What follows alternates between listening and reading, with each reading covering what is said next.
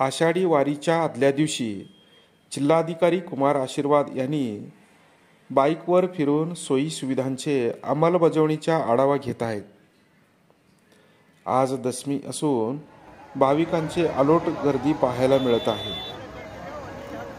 उद्या आषाढी वारीमुळे आजच पंढरपूरमध्ये वारकरी व भाविकांचे खूप मोठ्या प्रमाणावर गर्दी झालेली दिसत आहे.